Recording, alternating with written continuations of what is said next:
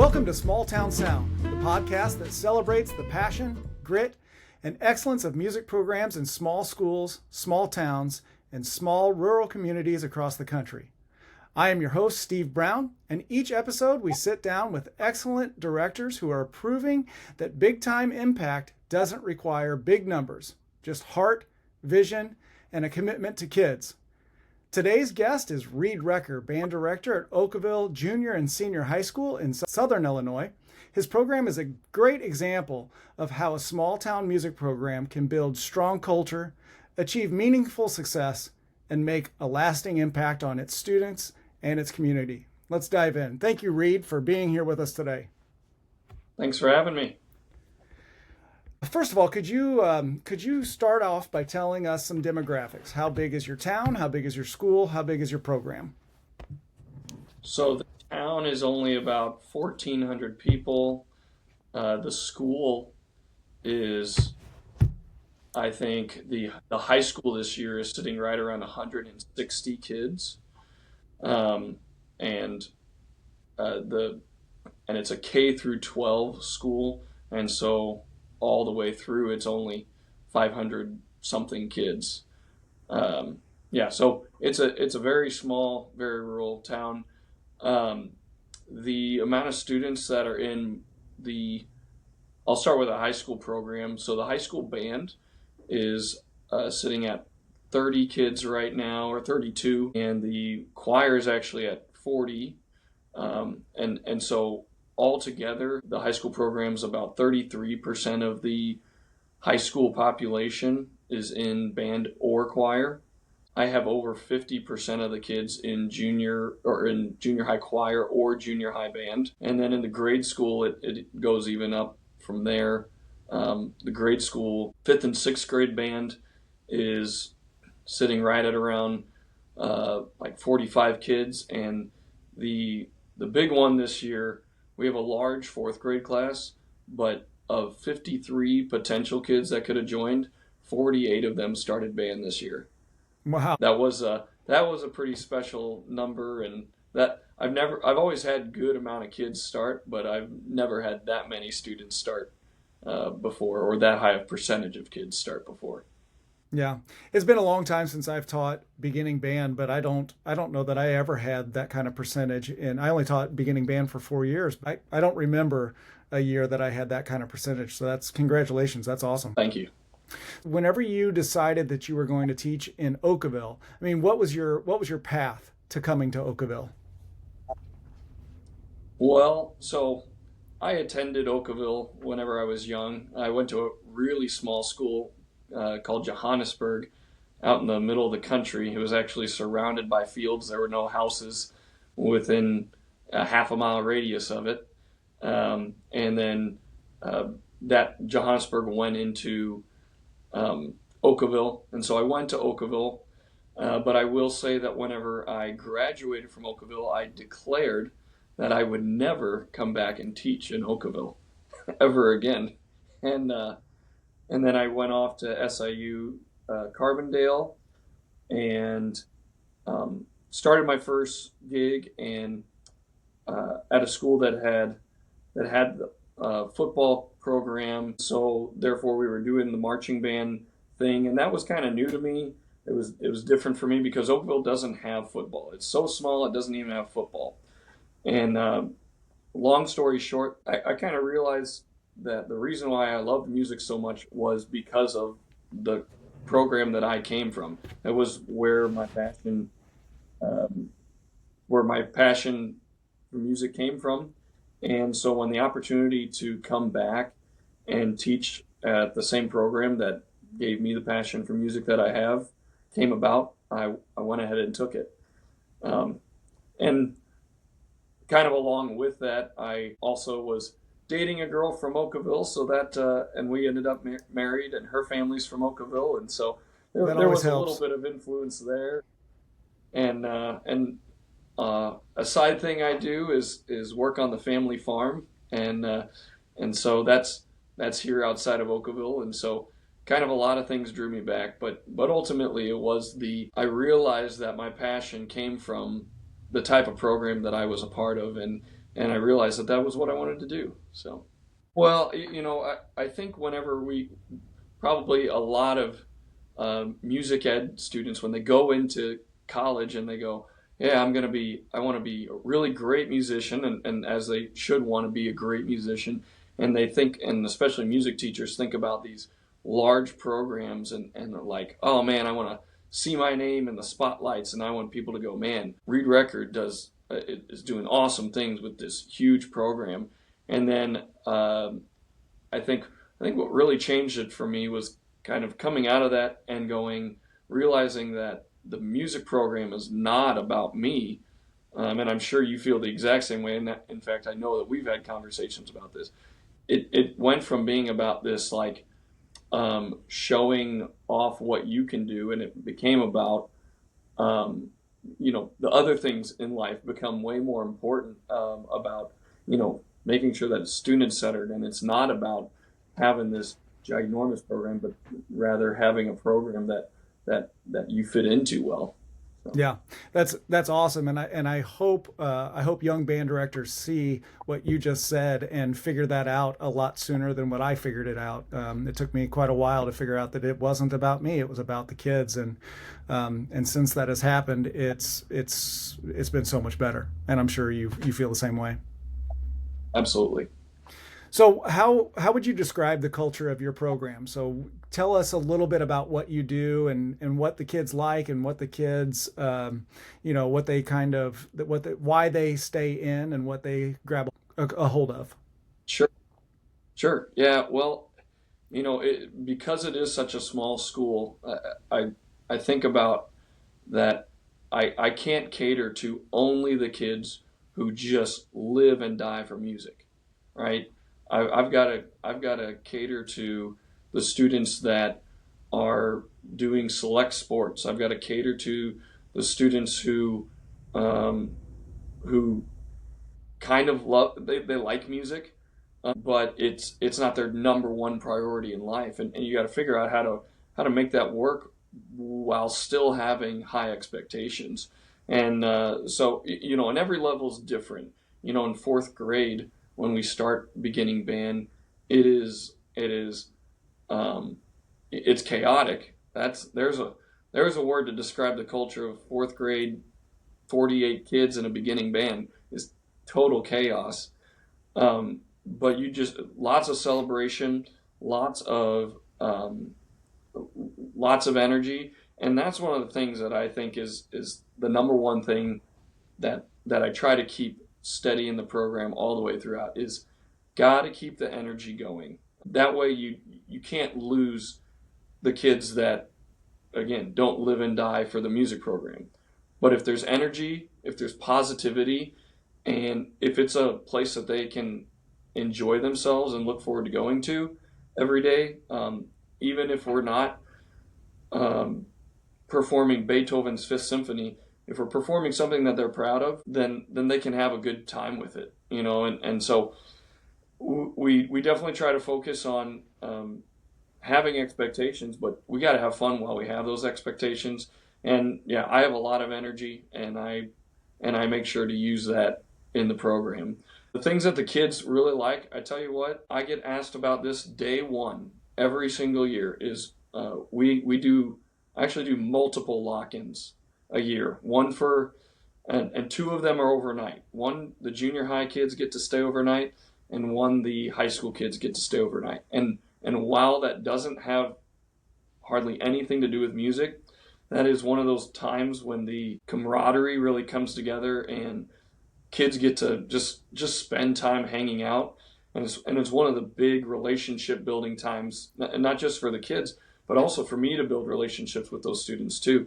And so um, I would say we really focus on good experiences, whether they're music based or just students and myself building relationships. It's really experience based.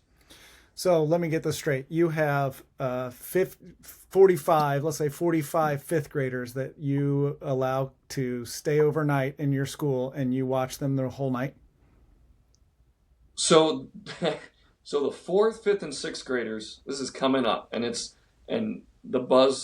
the The buzz Oh, is so it's there. even more The than fourth, 50 kids. well, the fourth, fifth, and sixth graders only get to stay till 10. Oh, okay. We order about we order like 30 pizzas for and it's fourth through eighth grade are there at the same time. We kind of put the seventh and eighth graders off in their own wing, and the fourth, fifth, and sixth graders get to have reign of a certain section of the school. And then at 10 o'clock, fourth, fifth, and sixth grade goes goodbye, and seventh and eighth grade they get to stay the night. And it it honestly goes way better than you could ever imagine it would. Now, I know you're the only music director at your school. Do you have, like, is there anybody with you?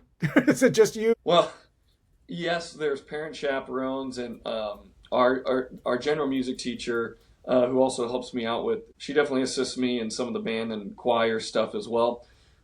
She's usually there too, and but and in the first few years, I tried to stay up all night every single night. I don't do that anymore. Usually around 2 o'clock, I magically disappear, and then I come out of the shadows around 4:30, 5 o'clock to kind of wrap things up and get things cleaned up. So Yeah. Congratulations. That's very brave of you to do that for your kids. I'm sure they love it. I'm sure they absolutely love it. That's awesome. So, what can you talk about some accomplishments that your program has had since it? Now, how long have you been there? this is my 8th year this year. Yeah. Yeah. But yeah, some accomplishments. Like I said before, very much experience based program. And especially like we don't do a ton of competition, but like just a couple of things that were a big deal. My very first year, the program was still kind of in this. The students didn't realize that they had something good going, and they didn't think very highly of themselves. And we went up to Chicago and did this music festival, and actually placed first with our band. And that was the first time where they were like, "Oh, we're actually a legitimate band, and we can be proud of ourselves." So that was a big deal. Some other accomplishments were starting a jazz program. Anything that we do jazz wise is after school or before school. Excuse me, but yeah, we started a jazz program. We do compete, and we've placed 4 out of 5 years that we've done the Mardi Gras parade down in Pinckneyville. And so, one time we got first, and we got second a couple times, and we got third a couple times. And so, but those are definitely accomplishments. But also, some of the other accomplishments are just, like I said, the experiences of. I took a group to Nashville, in Gatlinburg, Tennessee. The band and choir goes on a trip every 4 years. We went to Nashville and Gatlinburg 3 years ago, and next year we're going again. And that was a big deal. We get to record ourselves in the RCA studio, and perform outside the Grand Ole Opry, and perform in the lobby of the Country Music Hall of Fame. So some really cool experiences there, and then just all the stuff that, especially the jazz band, all the things that we've done, are big accomplishments. We perform at lots of community events, which I'll kind of talk a little bit more about later. But those are the big things, and then kind of re-mentioning the big recruiting classes of the fourth grade. That is something that always blows my mind, how many kids end up starting band in fourth grade. Yeah. And so that's a really cool thing. Yeah. Can you talk a little bit? Yeah, those are all awesome accomplishments. Can you talk about the grain bin? When your choir singing the grain bin. The viral grain bin video, or I guess a half viral maybe. Well, I would say it's very viral. So that was really cool. And you've done it too. Yeah, it was cool. And we did it, and we had a couple of hundred views, and you did it, and you get a couple 100,000 views. I don't know what happened. I chalk it up to it. We did it at the right time, and so that was right after. That was we'd been out for COVID. Like the rest of the school year was gone, done. We come back the next year, and we were doing choir, but we were wearing masks, and everybody had to stand apart from each other. It was a very weird situation. The grain elevator that is actually in the little town of Venety, that I live just right outside of, they were putting up a big grain bin, ginormous grain bin, and they invited us to come out and sing. And we did this version of Star Spangled Banner out there, and they posted it. And again, I think it was the country was kind of looking for something to get them pumped up during this such a dreadful time when we're doing all this social distancing and everybody's wearing masks everywhere you got to go, and it was just really a dreary time. And there was something very patriotic about it, and all of a sudden I was seeing it getting shared by people in Iowa, by people in Alaska, people in Brazil. Somebody even showed my sister who was up in Iowa, and they were like, "Hey, look at this grain bin video." She goes, "That's my brother." And just it was really cool, and it just kind of took off out of nowhere. So it was. Yeah. You hit the nail on the head when you said it was the right time, because we were all.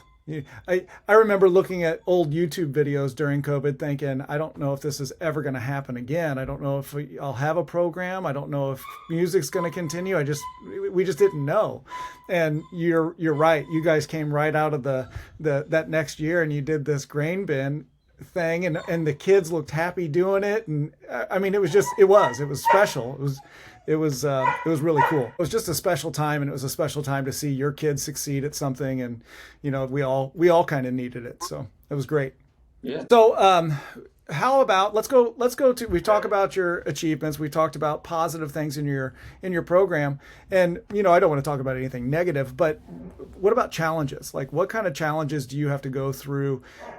Maybe daily, maybe weekly, but even like scheduling or school things or community things. Yeah, the big challenges are mainly two things. Number one, when you only have when 25% of your students or 25+% of your students are in the program, those are the same 25%, 30% that are also playing basketball, cheerleading, in the musical, on the leadership teams, tutoring, trying to get straight A's in their academics. I mean, these kids are like, they are spread very thin. And so I have to be really careful about, I want to do everything, but I can't do everything, and they can't do everything, and I can't expect that. And so it's finding that balance. And sometimes that's talking to the kids.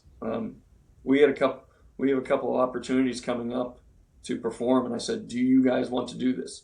If you don't want to because you feel like you got too much on your plate, we won't do it. This is for you. And they said, yeah, let's do it. And so we're doing it. That's one of the big things, and every year we try and work on it and get a little bit better. And then the other thing is,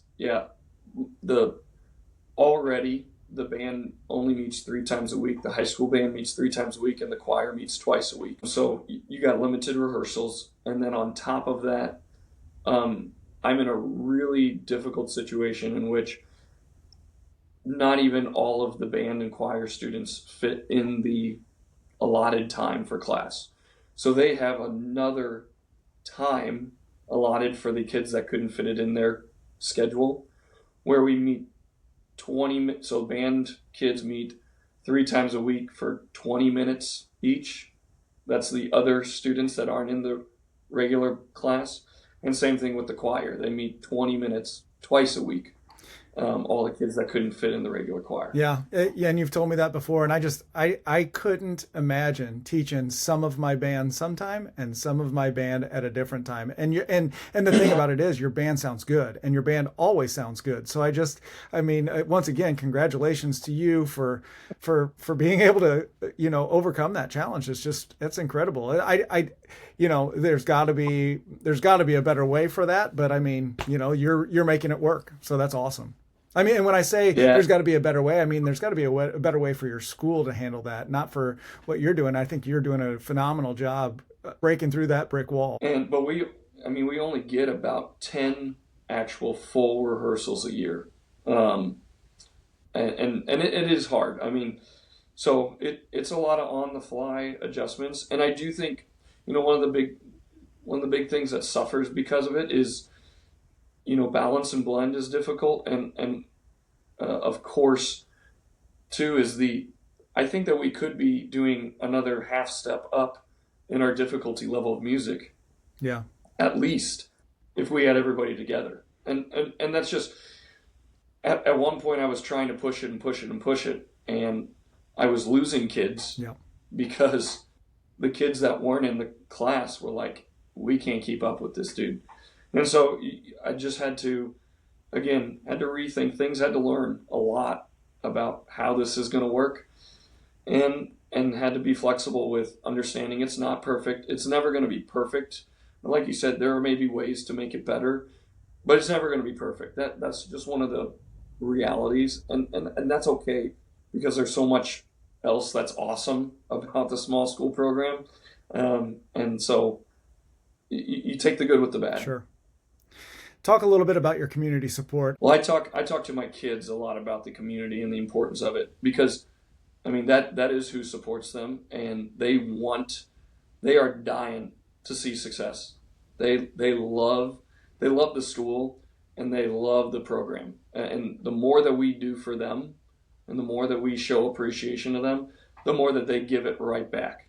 I mean, the perfect example is about a month ago, I got a call from a guy that he's in rock bands around the area. He calls me, and he's like, "Hey man, I've got this drum set that I got for sale on Facebook, but I was thinking that I could donate it to the program. It's for sale for it's like $4,000." Yeah, it had 2 bass drums, 4 floor toms, or 3 floor toms. I mean, this thing is a complete set and then some.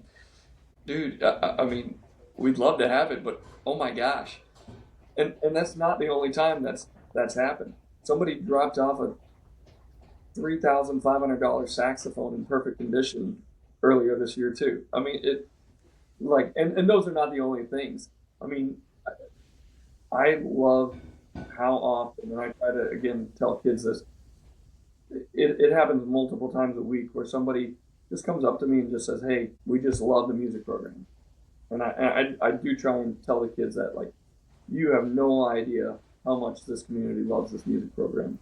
And I don't know how else to explain it other than it people just really are excited about Do it. you I always struggle. I mean, I can kind of tell you struggle a little bit too explaining that to the kids. I always feel like I don't explain it to them enough. Like they don't really get the weight of the community support. Well, some kids do and some kids don't. And kids that have a love for their community, even myself, I loved my community, but I was like, I got to get out of here.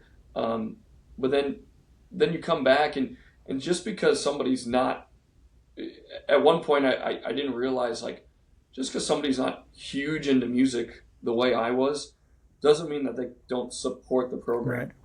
Right.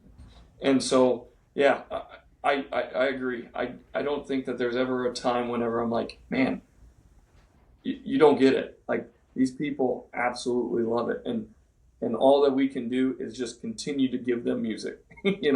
Tell them thank you, and then keep giving them music, because that's what they want. Right. They just want to see kids play and have fun and do what they love doing, and or just doing what they like doing. People Yep. love to see that. What advice would you give to younger directors who are just starting out in a small school? Well, I'm a very glass half full kind of guy. So, like, no matter where you are, whether it's a huge school or a small school, you've got to find the positives. I've been burnt in my 10 years of teaching. I've been completely burnt out twice. And what saved me is events that have reminded me to like look for the positives and see the amazing things. One of the big moments for me was we had a guy working with our program, and he said, "Guys, I know you're a little hesitant today, but no matter what happens, no matter how you play this, no one's gonna die from it. All right." And not to say that music isn't important, but like, let's just have fun. I know that kind of deviated from the question, but be positive, have that glass half full mentality, see the wonderful things that are in every single program. And then the other thing is, sorry, I'm losing my train of thought. This might be an editing. This might be an edit. I had something profound and I totally lost. Well, the second part of my question was, like what if somebody comes from a big school or went to high school at a big school and is now teaching in a small school? Yeah, hold on. Let me get it Sure. back. I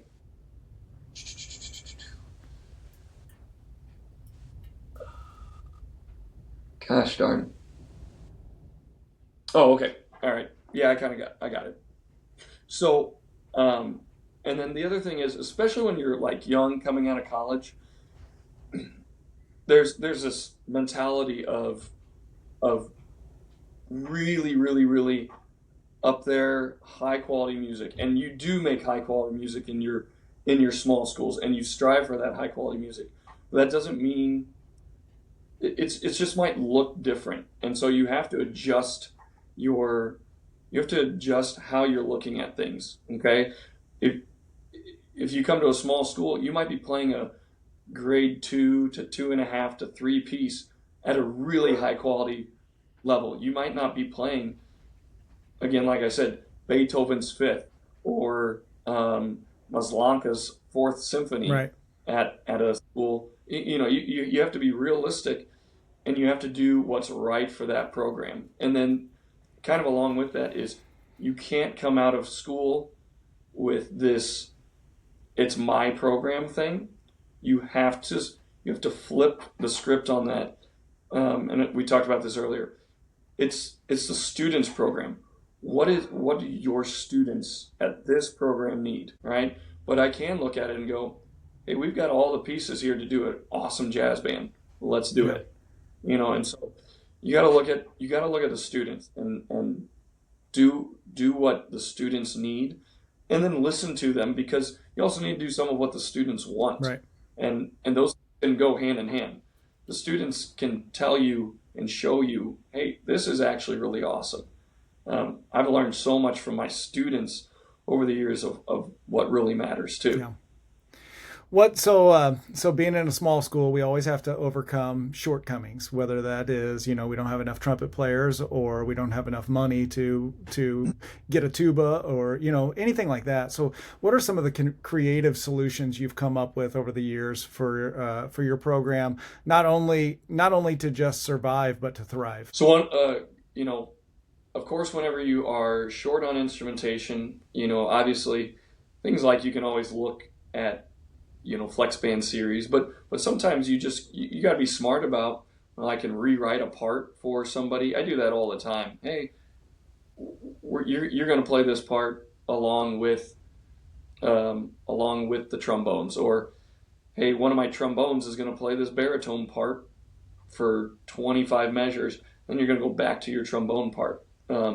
So there's those things about, like, just because the music is written this way, you got to make it successful for your program, and that's okay if deviate a little bit from it, as long as you reach the high quality. Then you've done what you need to do. The other thing that I did this year that has really helped, and I've kind of been working on it, but this year kind of really took off, is I gave eighth graders the opportunity to audition and play in the high school band. And so that actually took our high school band up to 40 students this year instead of 32. And I have a really talented 8th grade class this year. And so, number one, it helps with their retention in the high school because they're like, they're bought in on the program now. Number two, these 8th graders, some of them are showing the high schoolers how it's done. And so, I had my high schoolers the other day, a couple of them were saying, like, these kids are not only just like adding some sound, they are contributing to the musical quality. And the high schoolers recognize that. And so, that was a big thing, and that made a huge difference. And every once in a while I'll do that too for, pull up a 6th grader into the junior high group to help fill something out. And that's an easy way to make a 6th grader feel pretty special. Right. Yeah. So we're getting to about 30 minutes here, so let's we're going to wrap things up just a little, or kind of start wrapping things up. But before we do that, is there anything that you would like to do that highlights your kids or showcases your kids? What would you like the world to know about your program? I think it comes back to we were talking about community, and that's we're not touring around the country. We're not going on all sorts of trips. We don't have the funding, right? But we perform a ton in this community, and pretty much any major big event in our community and some small events, you better believe there's a group of music students there in some capacity. Sometimes they're not even playing music. Sometimes they're painting people's faces. But the music program is present at pretty much every event in the community. And that helps people see the significance. I mean, what better way to show, hey, why does a music program matter in a school? Because the community depends on this program for the functionality of the community. I mean, you think back to the parade this year. I know it got too hot, and all the school bands were out. It was the smallest attended parade probably ever. All right, the music makes the hometown parade, and so you don't have to travel to California to do something big with your program. Our program is at the parades, is at the fish fries, performing jazz music, is that we go to that's where the best jazz is played, isn't it? That's right. We go to our golf course, to the restaurant there, and we're going to be performing there in a few weeks. We perform at appreciation dinners for different clubs, and again, they support us, and we support them, and that's what makes this community go around, and that's what makes the community tight knit. Not that we don't want to do big things, not that we haven't been. Like I said, we went down to Nashville. We've sang at the Cardinals at Busch Stadium. We've done some cool stuff like that, but ultimately, what makes this program so strong is we have a goal of giving back to the community, and the community has a goal of giving back to us. Yeah, I mean, if you can sum up everything in your whole interview, you've talked about nothing but community and the importance of it. So I think that's awesome. I thank you for coming in today, or coming on the program today and being interviewed. It's felt very comfortable because when you and I hang out, this is where our conversations go anyway. We talk about band, and we talk about choir, and we talk about how we can teach in a small school, and just kind of what we do. So I don't know anything about farming, so I can't talk to you about farming. So, but thank you very much for doing this. I don't know much about it either, but yeah, thanks for having me, Steve. I think what you're doing is so great. You've always been somebody I look up to, and somebody that I know many directors, whether they're from small schools or big schools.